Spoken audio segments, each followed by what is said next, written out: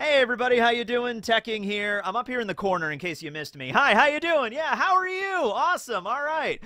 You can see we're doing something a little different today. We got some Yu-Gi-Oh cards on screen. Yeah, some classic Yu-Gi-Oh cards.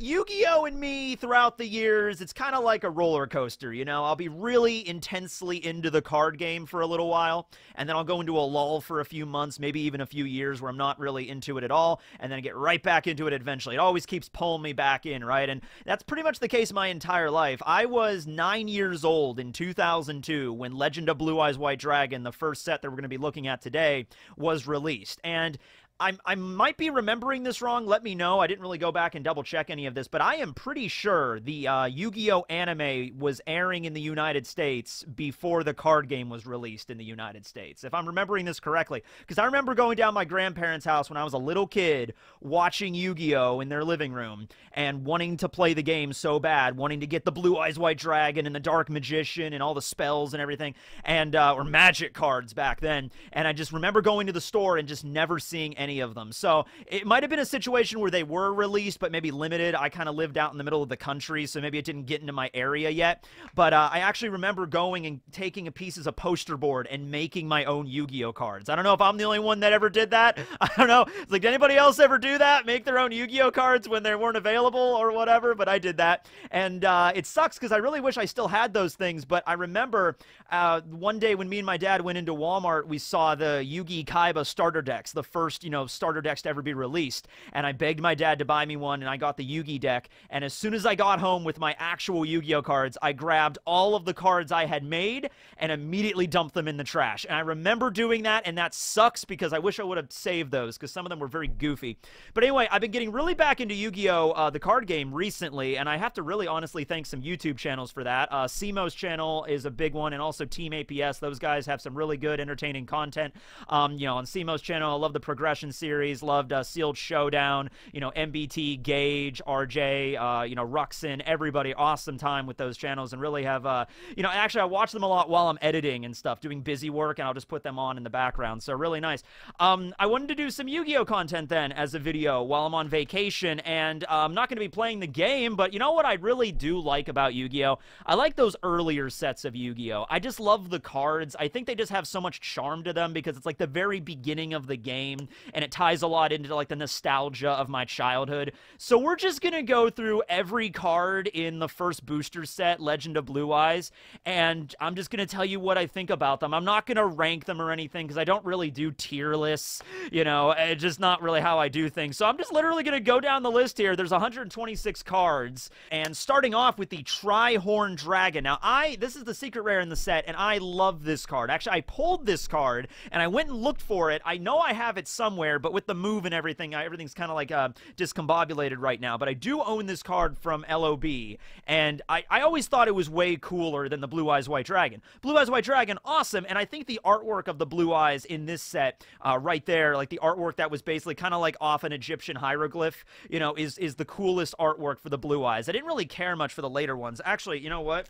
I actually have my book here when I was looking for Tri-Horned, and yeah, so right here, like, this later artwork for Blue Eyes, like, this is the artwork that was pretty popular for a long time, and there's, like, some other ones out there. Like, this one is okay, I guess. This one's kind of cool, but, like, I never really cared for these that much as I like the original, so that might just be nostalgia talking, but it was awesome. But yeah, Tri-Horn Dragon just looks straight up demonic, like, evil, an unworthy dragon with 3 sharp horns sprouting from its head. Oh, yeah. I also love how the one horn looks like those 2 other horns are coming out of it, and that's interesting. And just obviously there's more than 3 horns on this thing. There's like, well, I don't know, those things on its spine, I don't think those really count as horns, but this thing could stab you from a number of different directions. It's like, you dared to be different with your ending in 50 attack. And even more bonus points for cards like Castle of Dark Illusions or King of Yami Makai that have like end in like 30 or 20. For some reason, I really like those cards, even though it'd be like a nightmare if those cards still existed today, like ending in 20s or 10s or whatever. But yeah, Tri-Horn Dragon, definitely a favorite. The Blue Eyes White Dragon, I mean, Kaiba's staple. I have to say I've always liked the Dark Magician more. than the Blue Eyes White Dragon? I don't know. The legendary dragon is a powerful engine of destruction. What is it, a mechanic? Virtually invincible. Very few have faced this awesome creature and lived to tell the tale. That really does sound like if Kaiba was the one to write the description. Like, Kaiba, like, spent a boatload of money so he could personally write the description of the dragon. So it's just like, it's virtually invincible. You might as well just, you know, give up and then also just burn your deck, because it's just, you're never going to succeed at Yu-Gi-Oh! After you've been, you know, white lightninged by the Blue Eyes White Dragon. It's just never gonna happen. But moving on, we also have the Itatsumi Giant, which I think just translates in Japanese to just Cyclops, like the original name was just Cyclops. And this was the first card we got to see in holographic splendor when Kaiba first summoned it. And, you know, that's a very nostalgic card for me. It just kind of a creepy sort of like Cyclops with like veins covering his entire body and claws and everything. That's nice.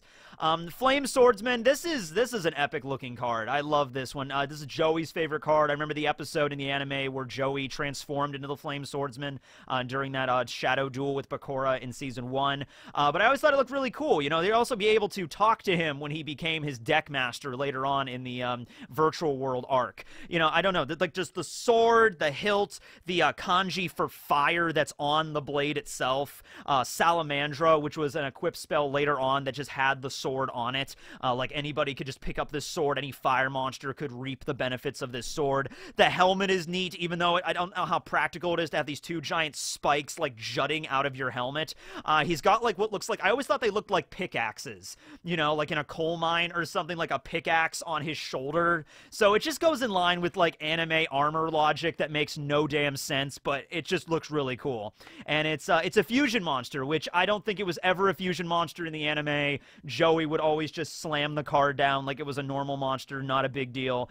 They did that with a few cards, but yeah, awesome. Also, he's a fusion of Flame Manipulator and Masaki, the legendary swordsman. We'll see both of those cards later. And Flame Manipulator's whatever, but I really loved Masaki, the legendary swordsman. He's just basically a straight-up samurai from, like, feudal Japan. Awesome.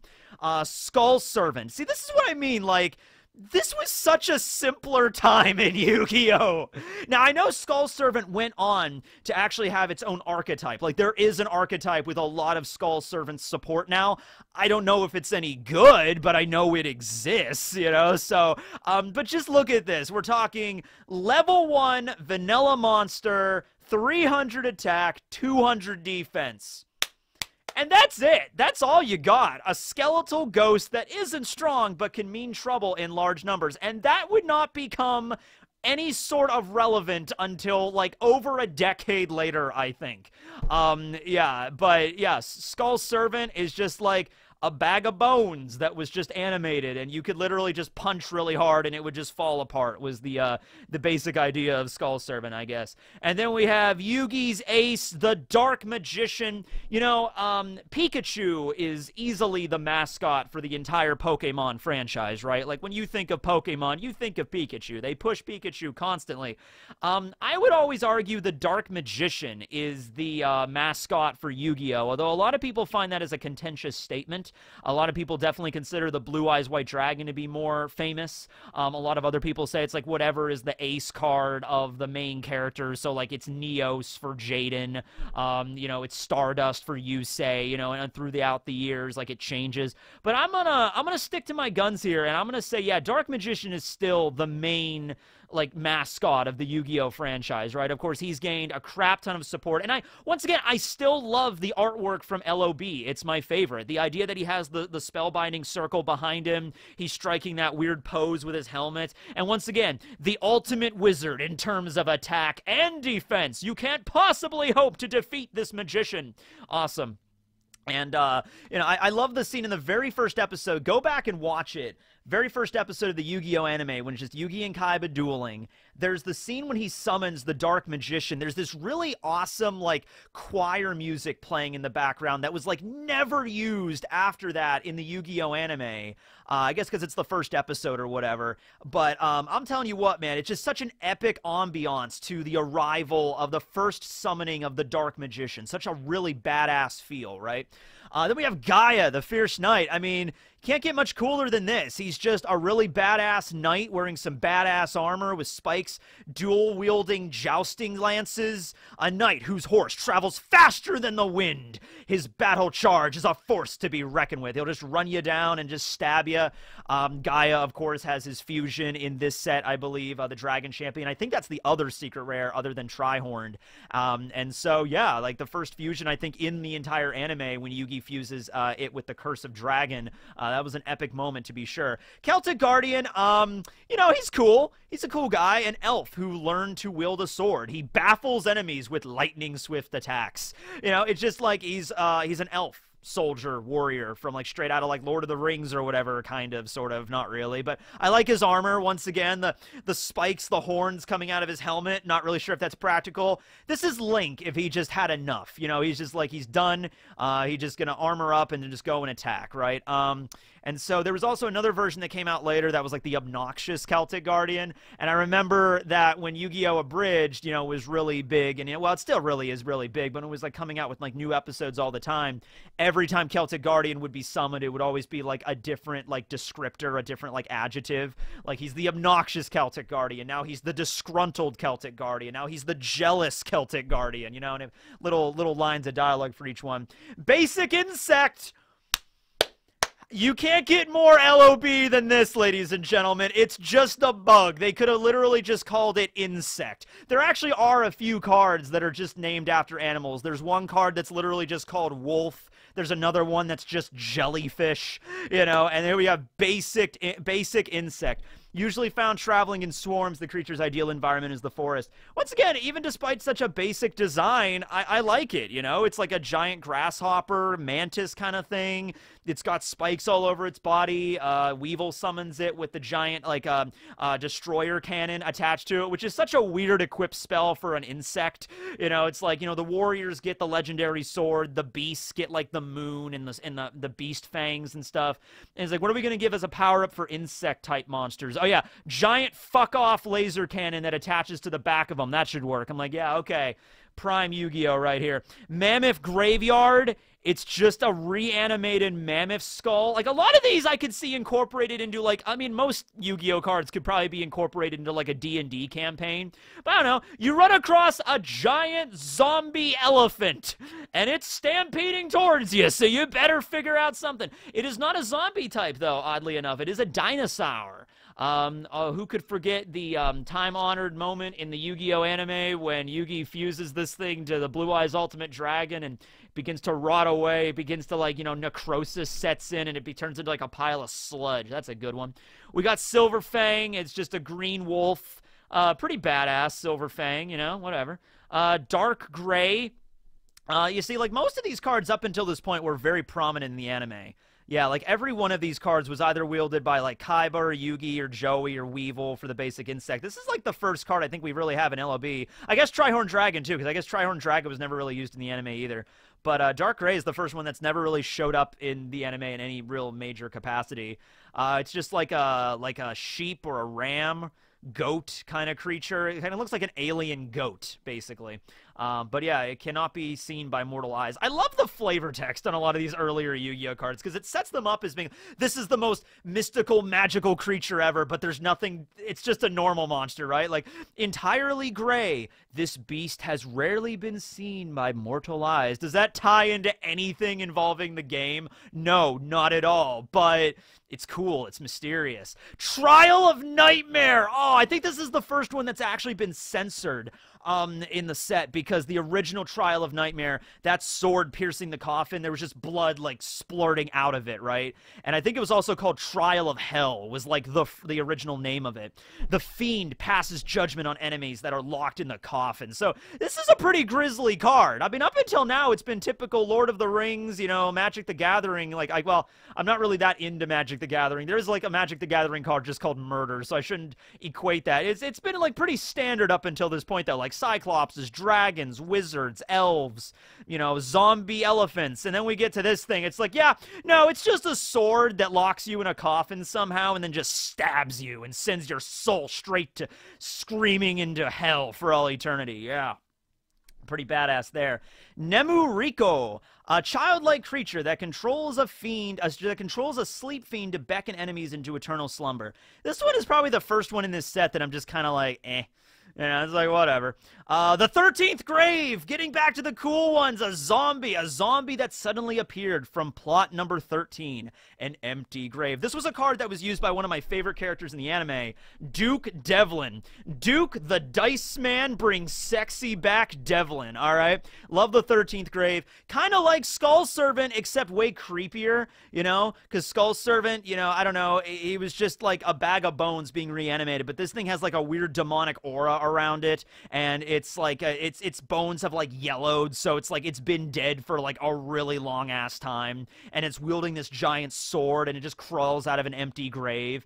That's like kind of like really old school like horror stories that you would tell around the fire, kind of, you know, like there was a hook on the car door, ooh, and then the grave was empty, ooh. It's very kind of harkens back to that sort of stuff, but it definitely works. Cherubin, the Fire Knight. Alright, so he's pretty cool. He's not as cool as Flame Swordsman, but, you know, he's just an old school knight. Probably having the most realistic armor, like, you know, historically accurate knight armor up until this point. You know, I can't really see anything about it that's too odd. I don't know if knights walked around with giant flowing capes. Maybe they did. But he has, like, a huge, like, ball and chain, and he's fused with Monster Egg and Hinotama Soul, which, as we see down below, you see Monster Egg. So is he the creature that emerged out of the Monster Egg? It was like a fully grown knight with a giant metal ball, because Hinotama Soul is literally just like a fireball, like an animated fireball. So it's like the animated fireball merges with the Monster Egg, it hatches, and Cherubin, the Fire Knight, emerges out of it. Okay, whatever. Flame Manipulator is really just a, he's just a guy that knows pyrokinesis. He's just like a normal dude, I guess, that looks really pissed off all the time, and he's just like, I know, like spontaneous combustion or like control flames and stuff. This spellcaster attacks with fire-related spells, such as Sea of Flames and Wall of Fire. That also harkens back to the anime when the characters would summon monsters and they would describe how they would attack. They would give the attacks names, even though that's not really a mechanic in the actual card game. Like, you know, Yugi summons the Dark Magician, and I know later on there is a card that's like Dark Magic Attack, but I remember before I actually had the physical cards and I can read them, I thought the game worked with, like, each card would have, like, a list of different attacks you could do, sort of like Pokemon in that regard, but that wasn't the case. So, yeah, but if you really just want to get immersed in Yu-Gi-Oh!, just throw down Flame Manipulator and be like, I summon Flame Manipulator, attack with Sea of Flames, you know, like, just, that's how you have to do it. You have to make up your own attack names. That's not cringy at all. Then we have Monster Egg, a warrior hidden within an egg that attacks enemies by flinging eggshells. Okay, so it implies it is a warrior, although he's a pyro, not a warrior, Cherubin. But yeah, it's just like he's hiding inside of the egg. That's funny. And he also flings eggshells until the fireball, the Hinotama Soul, can you know, manage to get him to hatch. He just flings eggshells at people. Firegrass, yeah, it just looks like a demented turnip or potato or something, a yam. A fire-breathing plant found growing near volcanoes. All right, that's cool. It also has eyes growing out of the stalks on its head. That's pretty creepy. Dark Fire Dragon. Firegrass and Petite Dragon fused together. So that's pretty cool. So, yeah, it's like a demon fire dragon. Kind of reminds me of King's move that he used in One Piece recently, the Omori Karudon. Like the giant dragon made out of pure fire, holding on to, like, fire orbs or those Dragon Balls. I'm not really sure, but pretty badass, sure.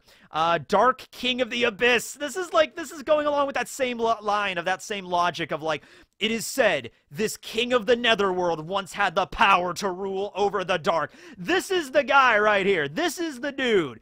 This is the fucker that rules over every single demon in the netherworld in Yu-Gi-Oh!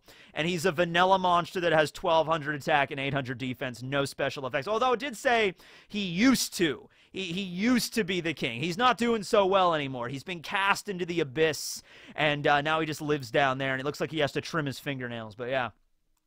Fiend Reflection 2, definitely more of a fan of Fiend Reflection 1, which I believe was only available in like a tournament pack or something.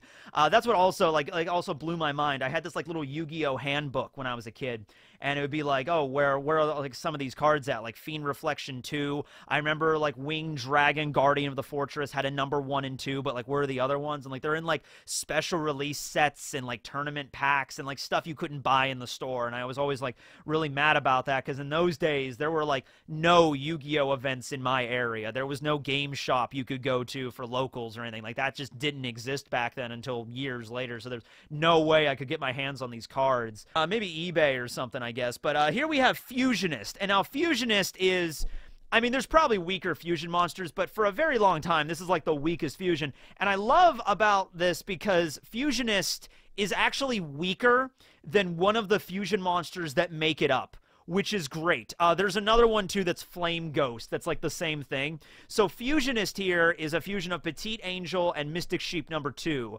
Petite Angel, I think, only has like 600 attack, 700 defense or whatever. But Mystic Sheep number 2, I think, has higher defense than Fusionist does.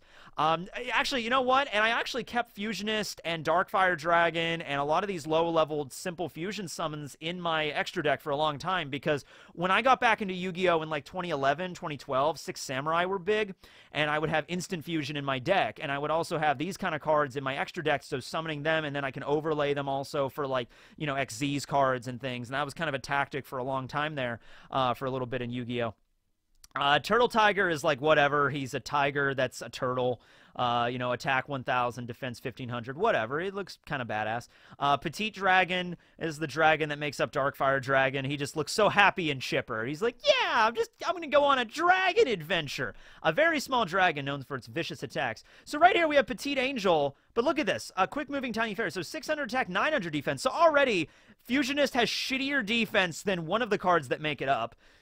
Here's Hinotama's Soul, the Fireball. It just looks cool just because he's just a Fireball. There's also a spell card that's just Hinotama, which is just a bombardment of fireballs. I think it just takes 500 life points off the opponent. An intensely hot flame creature that rams anything standing in its way. So it's just like a sentient demon fireball. Aqua Midor is cool. He's like this mysterious aqua magician that wears this creepy masks and just rises up like a wall of water, like from Naruto, like water prison jutsu to like block out. Pretty good 2K defender. Kagemusha of the Blue Flame. I love this dude because Kagemusha of the Six Samurai is a card that's a retrained version of this that I would use a lot in my Six Sammy deck, and so this is where it started right here. And I also believe this is the first card to be played, or at least shown, in the Yu-Gi-Oh! Anime, because excluding Season 0. Because remember, the very first scene of the first episode of Yu-Gi-Oh! Was the second season of the Dual Monster season was like, hey, Joey, are you there? It's your turn. And then you see Joey throwing down Kagemusha of the Blue Flame. Joey was the original Six Samurai master before Six Samurai were even a thing. This was the first Six Samurai. Serving as a double for the ruler of the Blue Flame, he's a master swordsman that wields a fine blade. It is a fine blade indeed. And if you look at Kagemusha of the Six Samurai, he's in the exact same pose as Kagemusha of the Blue Flame. So it's like same character, same card, just retrained. Then we have Flame Ghost, another card that is way weaker as, you know, then we have Flame Ghost, another card that is just... Then we have Flame Ghost, another card that is slightly weaker than one of the fusion monsters that make it up. We have Dissolve Rock down here. And Dissolve Rock has a defense of 1,000. Flame Ghost has a defense of 800. So just, you know, set the Dissolve Rock if you're going to set something to defend you, right? And then go through the trouble of fusion summoning for this thing. But, yeah, it's also Skull Servant. So that's what Skull Servant was relevant for. At an LOB format, the only thing Skull Servant you could really do with it, well, I guess you could boost it up with, like, Violet Crystal. But you also have this thing. So what you do, here's the strat. Here's what you do. You get Skull Servant out there. You get Dissolve Rock out there, you fuse them together, you get Wasteland on the field to power up zombies, you get a Violet Crystal to equip it to the Flame Ghost, and you're set. Like, that's how you do it, right? That's how you win the game. Two-Mouth Dark Ruler, I always hated this card just because it's a knockoff of the Twin-Headed Thunder Dragon. It's like the shittier, weaker, like, little brother of the Twin-Headed Thunder Dragon. So, and it's a dinosaur. It's not even a thunder monster. Screw you. Dissolve Rock, it's just this melting, corrosive rock. That's cool, I guess. It kind of reminds me of the elephant's foot at Chernobyl. I'm not going to describe what that is. You could just go and look it up. Root Water. Root Water, I think, is another card that I think High Tide Gyojin is a stronger card that is like the same kind of design, just like a different color palette or whatever. Yeah, Root Water's okay, I guess. The Furious Sea King. I love this dude. He's just like fucking Neptune, right? He's like this really gallant Sea King. He's got the trident. He's like Poseidon incarnate. The Grand King of the Seven Seas. He's able to summon massive tidal waves and drown his enemy. You will not be able to stand up to his fury. 800 attack, 700 defense. Green Phantom King. This is, I think, the husbando of the Queen of Autumn Leaves, who I do not know is in this set. She might be in Metal Raiders, but I believe this is, like, yeah, the youthful king of the forest that lives in the green world, abundant with trees and wildlife. And I believe, yeah, the Queen of Autumn Leaves is his, like, wife, the Queen of the Forest. Ray and Temperature. The sun and the north wind join hands to deliver a devastating combination of heat and gale force winds. All right. I like the artwork on this card. I like it's not like a standard sun. It's like the kind of design of a sun you would see on like a sundial or something. Like an old school like depiction of the sun with like a face and then the wind swirling around it. It's like a, you know, if it wasn't a vanilla card that only had, you know, 1,000 attack and defense, it would be like this really imposing force. Like the force of the sun and the wind are coming to, like, you know, bring about terror and pain into your life, right? And it's just, not a big deal. King Fog, kind of the same thing. He's just a sentient fog cloud with a crown that wields, like, swords and, like, cuts you apart, right? A fiend that dwells in the blinding curtain of smoke. So, yeah. Mystical Sheep number 2. This is the other card that fuses to make Fusionist. And, yeah, Fusionist has a lower defense than this card. And I also think, wait a second. Whoa, whoa, whoa. How much does Fusionist have? 900, okay. So slightly higher attack and shittier defense than both of the cards that make it up. That's wonderful. Once again, Mystical Sheep numbered 1, I think, is in one of the tournament packs or something. Then we have Masaki, the legendary swordsman. There's also, this is a retrained version of another card I don't think was, well, actually, you know what? I think it was eventually brought over into the States, into English, through the Joey deck. And it was like Warrior of the Far East. And there was like another card that I think also had like 1100 attack that was basically based off of like a wandering Ronin or a, well, that card might have been a Ronin. This card is a samurai, you know, from like feudal, like Edo era Japan or something like that. Legendary Swordmaster Masaki, veteran of over 100 battles. Yeah, he gained 100 attack points for every battle he was in, yeah. Plus the 100 he started out with, right? Kurama! Not as cool as other Kuramas. It's just like a demon bird kind of thing. A vicious bird that attacks from the skies with its whip-like tail. So, yeah, that's it. But then we get to the spells. Okay, so first we have all of the equip spells. And I love this. I love the idea that they take all the types. Like, here are all the types, and now here are all the equip spells that you can power them up with. They only give 300 points each, but some of them are really cool. Like, the Legendary Sword, I can't remember which video it was, but I definitely remember at one point using the artwork for Legendary Sword in one of my YouTube videos. I don't remember which one, but I remember cutting it out and putting it in a video thumbnail somewhere. It's just really cool. It's just like it's like Excalibur. It's like a really fancy giant bladed sword, like a fucking claymore. And it's like you give it to Masaki. Like Masaki puts down his katana, picks up this giant holy legendary sword, and it like gives you like 300 attack. The beast one is just a pair of fangs. So they just pop these fangs in, like you give them to Silver Fang, and it's just more fangs on top of their already existent fangs. The violet crystal, which powers up zombies. I love how they have to erodicate it and say it's not a crystal card, because later on, like, crystal, well, okay, I know crystal beasts are a thing, but I don't know if that's what the errata was for. It might have been something else.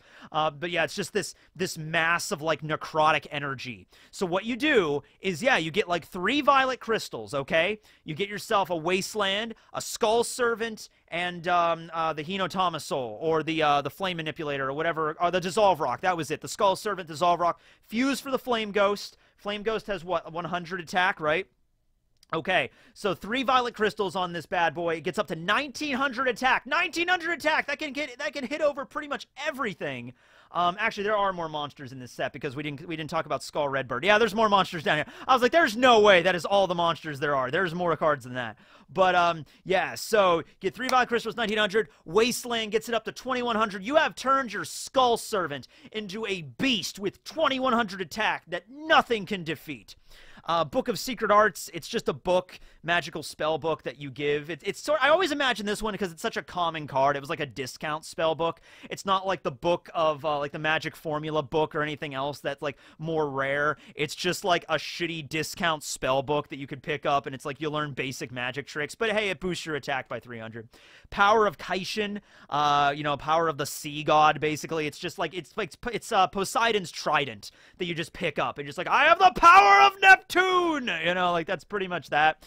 Dragon Capture Jar, because I think they realized that the dragons were kind of OP in this set. So if your enemy throws down a Trihorn Dragon or a Blue Eyes, that you could stop them in their tracks with this. Although it doesn't actually, like, it doesn't destroy the dragon or like send it back to hand or like render it immobile. Like initially looking at Dragon Capture Jar, you might think it's kind of like a Fiendish Chain, just for dragons. But no, it's change all face-up dragon-type monsters on the field to defense position. They cannot change their battle position. So kind of like, they can't attack anymore, but they can still defend. So it's not like they're being trapped. They're just forced. It's like stop defense, but just for dragons in trap card format.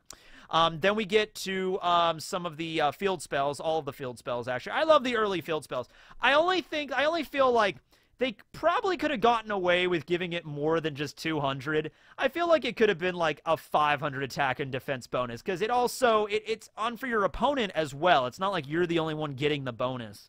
But I feel like it could have been a little bit more, because 200 even back then was really kind of weak. Then again, I mean, hey, it's whatever you can get over. If you can get over your opponent just by 100 or even 50, I mean, do what you got to do. So, Forest is for insects, beasts, plants, beast warriors. Wastelands for dinos, zombies, rocks. That's my favorite one, is just the wasteland. Mountain for dragons, thunder beasts, winged beasts, I guess I should say. Sogen for the warriors to fight in the field of battle.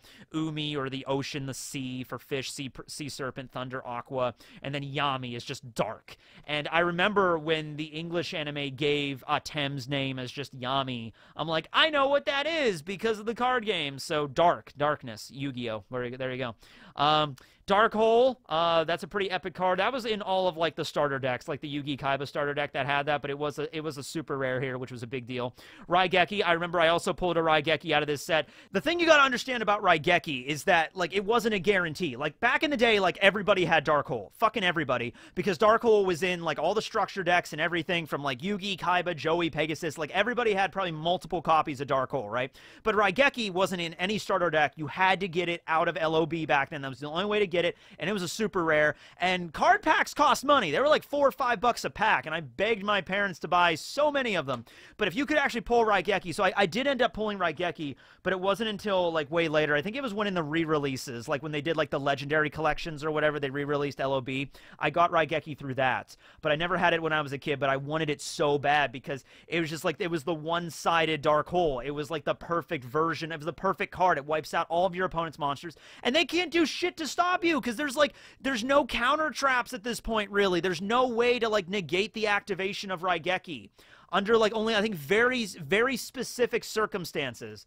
Then of course there's also the card Anti-Raigeki, which is hilarious. That would be, oh my god, if you were like on the playground, you throw down Raigeki and it's like everybody around you's like, oh, and then your opponent flips Anti-Raigeki, like, oh, that would be the greatest Yu-Gi-Oh match ever. But no, yeah, Raigeki ended up getting it, but not until way later.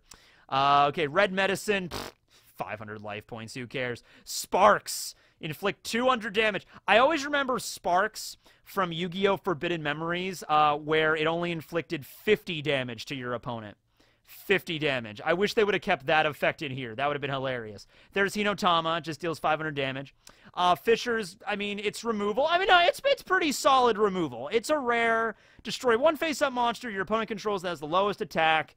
If there's only one card on their side of the field, there you go. It's instant removal. Not bad. 1 for 1. You got Trap Hole. When your opponent gets just like 1,000 or attacker or greater, that's a staple. That's a good one. I don't think I ever pulled a Trap Hole out of this one. But once again, this was a card everybody had because it was in all the structure decks. So yeah. Poly, I never got polymerization out of this pack, and I was disappointed that I never did. For one, because it has the shitty artwork. I always loved the artwork from the anime way more than this artwork. But also just because I felt like, oh no, if I don't get polymerization out of LOB, I'll never be able to fusion summon. Eventually, they started adding polymerization in a lot of the structure decks. And then, of course, there's so many other, like, there's Fusion Gate, and then eventually Instant Fusion, Miracle Fusion, Super Polymerization, Mega Super Polymerization, whatever, Future Fusion, all these different fusion monsters. Fusion cards specifically just for one archetype and nothing else. There's so many fusion cards at this point. I remember I was sorting through my Yu-Gi-Oh cards recently, and I was, like, taking every copy of Poly that I had, and there was probably, like, over 20 of them at this point. Remove Trap is good, although when I was a kid, I erroneously thought this negated trap cards. So, like, if your opponent does Trap Hole, you can, like, use this, and, like, I negate it, because back then, everybody, and that wasn't just me, a lot of kids back then all thought that, like, negate and destroy were the same thing. So, you know, it's just like you activate a spell, I activate D-spell. It's like, oh, you destroyed it. Like, you know, that's how it worked. Like MST. I thought for the longest time MST negated things. And when I finally found that out, that was a sad day indeed. Two-pronged attack. I mean, it's removal. It's shitty removal, but it's removal. And one of the very few trap cards that can remove. Actually, is it the only trap card? I guess Trap Hole, too. But other than two-pronged and Trap Hole, you don't really have a lot of options here for trap card removal. Let's see here. Mystic Elf, that was Mystical Elf, really good one. There's the Dark Elf, that's like the other version of this with the 2000 attack. And so this is a staple of Yugi's cards. I also remember, like, there was a connection between the Mystical Elf and the Blue Eyes White Dragon. Like, in maybe some of the earlier video games, or maybe in the original card game, like the really original card game, there was, like, a combination thing you could do with, like, Mystical Elf and the Blue Eyes. Tyhone is just this weird, like, it looks like a video game character. Like, it looks like something straight out of, like, Super Mario that would, like, fire fireballs at him or whatever, and you jump on and destroy. So, never really cared much for Tyhone, but, you know, 1200 attack, 1400 defense. For this set, I guess it's okay. The Humble Beaver Warrior. The Beaver Warrior's marching off to war, ladies and gentlemen. He's got the shield, he's got his little sword, you know, yeah, do your best, Beaver Warrior. Gravedigger Ghoul.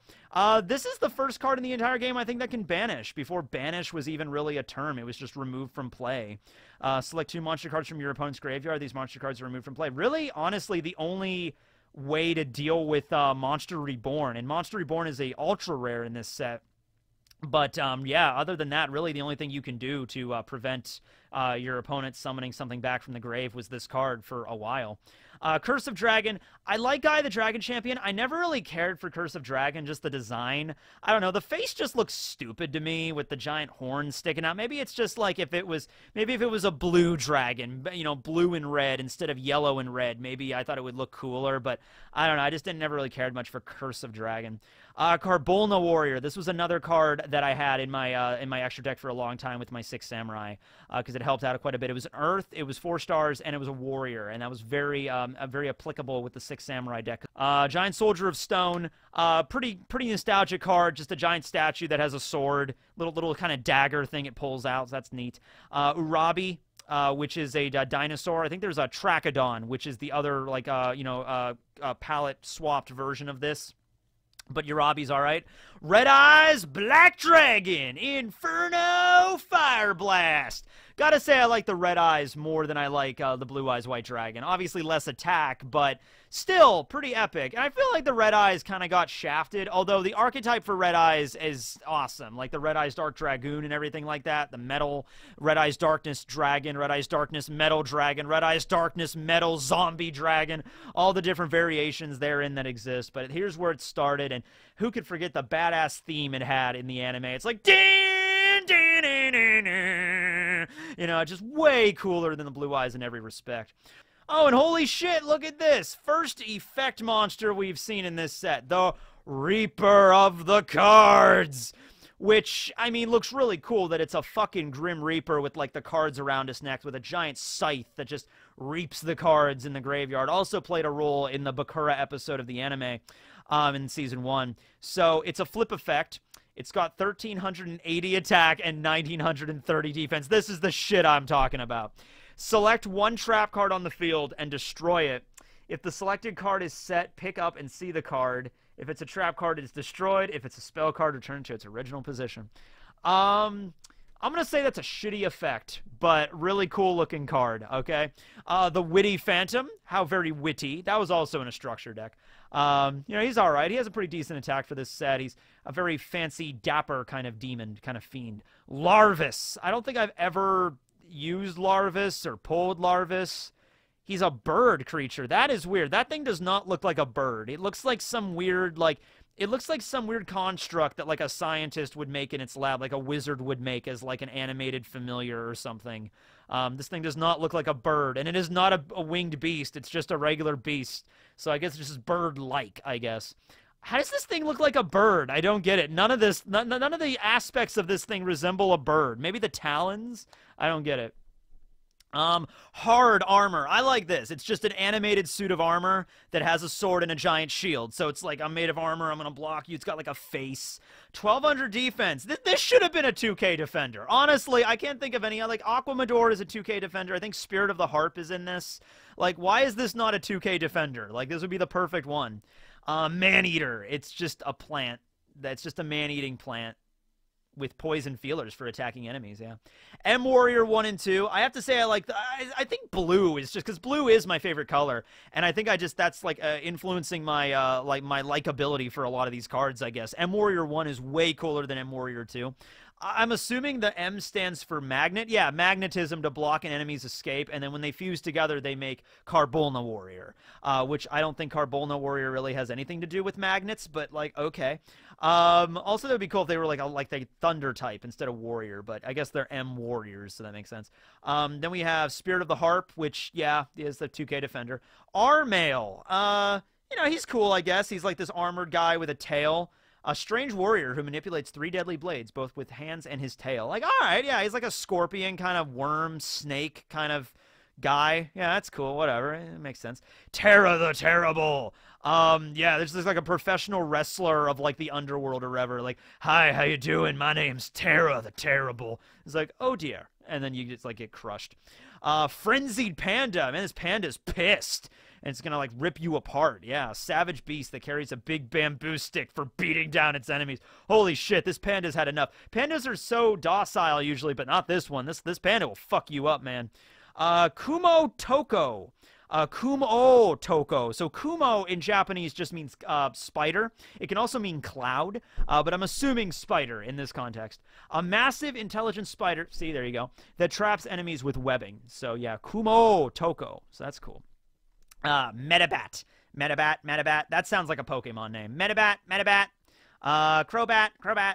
An eyeball fiend created by a servant of the wicked. It uses Dark Blast to blow away its enemies. So you gotta summon Metabat and be like, Metabat, use Dark Blasts. And then your opponent would be like, no! You know, like, yeah. Enchanting Mermaid. Yeah, she looks rather enchanting. Yes, indeed. A beautiful mermaid that lures voyagers to a watery grave. I just watched The Lighthouse with Willem Dafoe and Robert Pattinson the other night, and there was a mermaid in that, and Robert Pattinson kind of has a moment with that mermaid, and yeah. Fire Yaru! Oh, that's cool. Fire Yaru, a malevolent creature wrapped in flames that attacks enemies with intense fire. So a lot of like fire, familiar fire, like pyrokinesis kind of characters in this one. Dragoness, the Wicked Knight. Ooh, how wicked. Armail and the One-Eyed Shield Dragon, which is right next. This dragon wields a shield not only for its own protection, but also for ramming its enemies. Well, I guess it would be both. I guess it has a decent defense. Once again, the Dragoness, the Wicked Knight has way lower defense than the One-Eyed Shield Dragon. Just set the One-Eyed Shield Dragon, man. It's doing good for it. Also, how does they fuse together and make like a human knight? Like, I don't get it, but whatever. Then we have some more equips. We got Dark Energy, which is like just the orb of darkness or whatever. The laser cannon armor, and there's another one that is just like a giant cannon. It's like a laser cannon armor level 3 or whatever that you attach to insects, but that's also, I think, only available in like special sets. Laser cannon armor. Vile germs for all the plant types, where germs like propagate and like bacteria and stuff that like help the plants out to grow and like spread. The silver bow and arrow for the fairy types. That's cool. You got like a bow. It's really fancy. I think Taya used that in her duel with Mai. The dragon treasure. Pretty simple there. The electro whip for thunder monsters, which I don't even think we had. I mean, did we even have any fucking thunder monsters in this? I don't think we did. Not very many. I don't know. Is this even useful in this set? Yeah, I don't know. It also looks like something that like the Harpy sisters would use, but they're not Thunder type. But still pretty cool. Mystical Moon, the card that Yugi used to raise High Tide during his duel with Mako. That's a good one. And that's for Beast Warriors. So it's like lycanthropy, you know, like turning into like a werewolf or something under the Mystical Moon. Like they're Beast Warriors. That's a cool one. Stop Defense. Select one defense monster, just change them into attack. It stops defense. Pretty good one. Machine Conversion Factory. So it's like, you know, hooks up, tunes up all your machines and stuff. Raise Body Heat for the dinos. Follow Wind for the wing beasts. Like you get like a tailwind or something that makes them faster. Goblin's Secret Remedy gives you more life points. Final Flame, which the original artwork for Final Flame is badass, dude. It is just a guy being burned at the stake. I think actually being burned at the cross in the original. And he's just, because I did a video on like censored Yu-Gi-Oh cards a few years back. And Final Flame was on there, and it was just like, ah! Like he's burning on the cross. It's really brutal. I mean, they toned it down, but they didn't tone it down a lot. Like, aside from removing the religious symmetry, the religious symmetry. This is a long video. But removing that, it's still like an ogre or something that's just like yelling in pain as it's being like lit on fire. Like, holy shit. Then we got swords. So I got a story about swords. So Swords of Revealing Light, super rare, and this is, of course, a card, you know, used by Yugi quite a bit in the anime. I remember when I went to, there weren't really any card shops in the area, like game stores. The closest one when I was growing up was in a mall that was about like 30, 40 minutes drive from where I lived. And I'm a little kid, obviously, so I can't drive. So I eventually begged my dad to take me down there so I can look at these cards. And they had a Sword of Revealing Light. I think it was like $10. And I wanted it so bad. So, you know, over the next couple of weeks, I saved up as much money as I could and, you know, doing chores around the house and stuff. And then finally, I got my dad to drive me back to the mall. So I was so excited on the way down there. I was driving down there with my dad, and I'm just like, I have my money, and I'm just like, I can't wait to buy that card. I can't wait to buy that card. And my dad's like, well, you know, when you buy that card, you can't take it out of the sleeve, right? Because they sell them in like the little card protector sleeves, like the plastic. And my face, like I immediately looked at him like I was devastated. I was like, what? You mean I can't take it out of the plastic? And he's like, well, no, because if you do that, then it loses its value. I'm like, because my dad used to collect like baseball cards and shit. See, my dad was never into like, they didn't have card games like this when my dad was a kid. They had like collector's cards. They had like, you know, baseball cards, football cards, like that kind of stuff. You couldn't actually play games with them. I think Magic was really the first game that you could play with like trading cards, right? Like they incorporated trading cards into an actual game rather than like baseball cards or like Sour Patch Kids, not Sour Patch Kids, fucking Garbage Pail Kids, you know, like those kind of things. And so my dad was like, oh, you collect them and you save them and you just kind of don't touch them as much. And I'm like, oh no, these cards you play with, there's a game you got to play. I have to take it out of the plastic. But I remember that, like my dad was just like, you can't take it out. It's going to lose its value. I'm like, I don't care. I'm paying money so I could use it in my deck so I can not lose, you know, that was the whole point. But yeah, I love swords. Really epic card. Metal Dragon. This is a pretty decent card. I mean, this might actually be worth a fusion summon. 1850, 1700. For this format, not bad.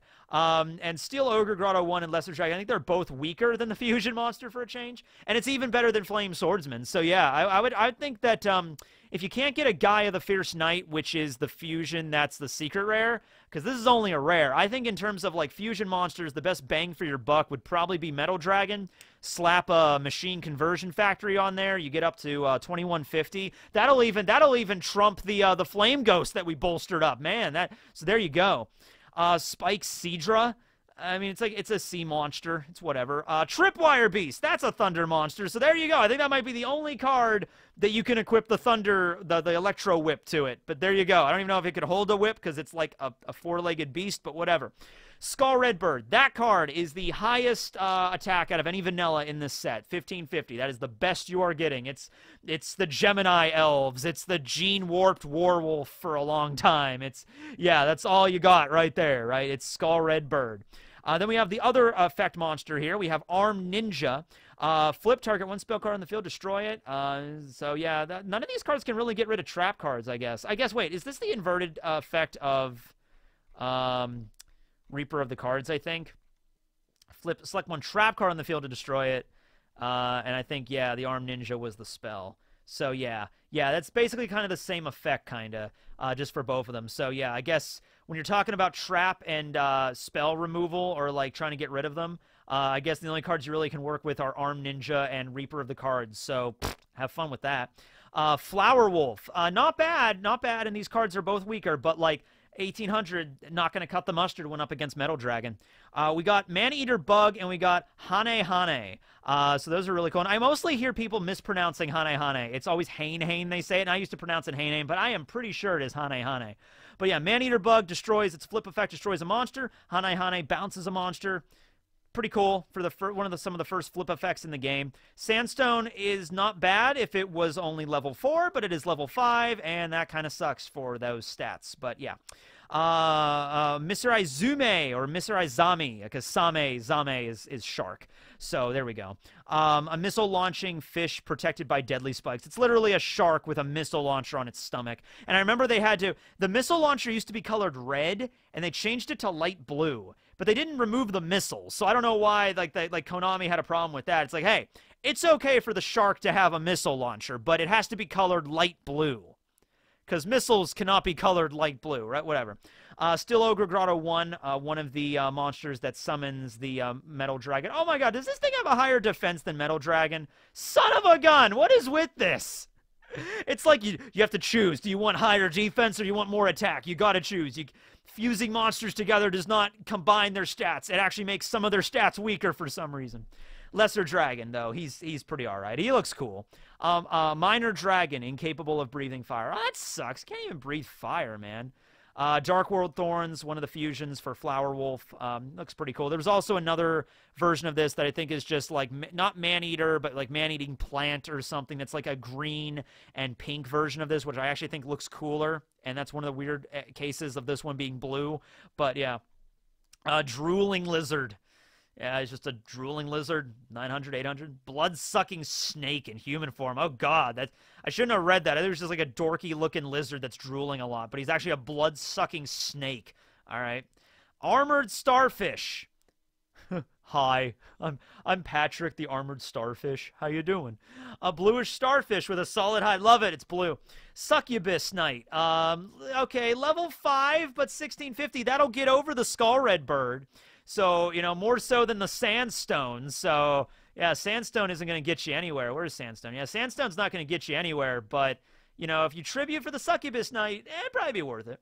Then we get to some of the really powerful spells, and I think we're right here at the end now. We have Monster Reborn, the ultra rare. I mean, if you could pull that, I mean, I would say it's honestly, I mean, well, once again, though, this was a card that was in pretty much every single starter deck. So basically, pay $10, you get Dark Hole plus this, plus Trap Hole. That was in all of them as well, I think. Fisher was in most of them. So really, this was like, I mean, if you played this card from LOB on the playground, and it's like the super shiny, because all the ones that were in the starter decks were like commons. But if you threw this down, like the shiny Monster Reborn, that'd be really cool, but like your opponent had them too. It wasn't like a major advantage or anything. And then Pot of Greed, which I don't think there was really that many Pot of Greeds in the structure decks, not like the first wave of structure decks. So this would have been actually the only way to get Pot of Greed back then, and we still don't know what it does to this very day. It's really sad. Freaking 20 years of this card game, people playing it. Yeah, this is actually the 20th anniversary of Yu-Gi-Oh!, at least in the States, 2002 to 2022. But yeah, still to this day, nobody knows what Pot of Greed does, yeah? This joke is dead. All right, and then finally rounding it out with a bunch of random body parts. So we got the right leg of the Forbidden One, left leg of the Forbidden One, right arm of the Forbidden One, left arm of the Forbidden One, Exodia! Obliterate!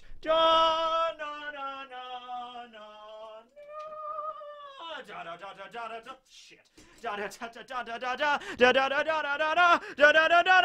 Exodia obliterates. Okay, I love the fact they made a giant fucking pop figurine of Exodia. It's great. All right, so I was never fortunate enough to even draw a singular pathetic card of Exodia when I was a kid. Then again, though, I will say this much. I don't remember buying a lot of LOB packs because, like, I honestly think, like, the area where I lived did not start getting Yu-Gi-Oh cards until late 2002 into 2003, where, like, the run of LOB was kind of already out the door. I remember buying a bunch of Metal Raiders, but I don't remember buying that many of LOB. For whatever reason. So I think it was like near the end when LOB was like big. It just never was that many packs of it. Or maybe I didn't buy them because I knew there weren't that many good cards in there. Maybe that's the reason too. That's like I knew because I had the card handbook. I knew which cards were in the box and which in the packs. So maybe I thought like, okay, Exodia is the only thing that kind of makes it worth it. But it's so rare because they're all ultra rares, and the odds of getting them are very, very rare. I used to think that the arms and legs were ultras, and the head was a secret, but no, they're all ultras. And down here, Gaia the Dragon Champion is the last one, which is pretty good. Pretty solid fusion if you can get the card. But yeah, I knew, I remember being at a birthday party once when I was a little kid, and somebody opened up, you know, a Yu-Gi-Oh pack of LOB, and they actually did get, I think, one of the legs. I think, like, left leg or right leg of Exodia. And we were all like, oh my god, you got one of the legs, you know? Because back then, you got to understand, this was the only way to get them. I think the next reprints for them were in Dark Beginning. And even then, I think it was like, they might have been commons, but I think the head was like a rare or a super rare. I think the legs and the arms were maybe commons or just rares. They were easier to get, but still not guaranteed. You'd still have to buy a lot of packs of them to be guaranteed to get them. Yeah. And then eventually they just kind of started printing Exodia. Like, there was a Yugi deck that was released not too long ago that had a whole set of Exodia. Just because Exodia is not, it's not a big deal. And even back then, it wasn't that broken. If you're just using LOB format, like getting Exodia, there's none of the proper cards like Painful Choice or whatever to like help you get the cards to your hand.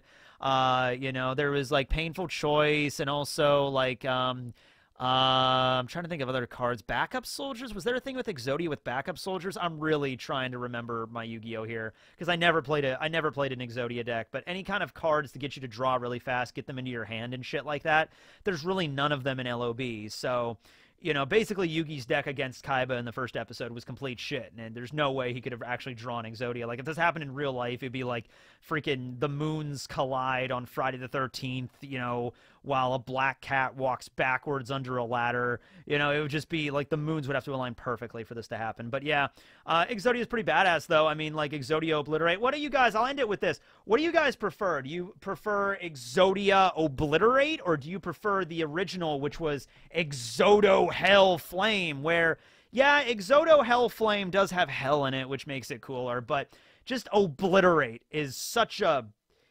powerful thing. And you know what? I actually kind of am disappointed that they turned Exodia into an archetype, because there's like all these different, like, Exodia, the Forbidden One, in like a singular card. Exodia Necros was okay, I guess. But like the fact that there's kind of an archetype with Exodia now, I feel like Exodia should just be this and nothing else. He should just be these 5 cards that are always permanently limited. If you get them all, you win the game. And that's it.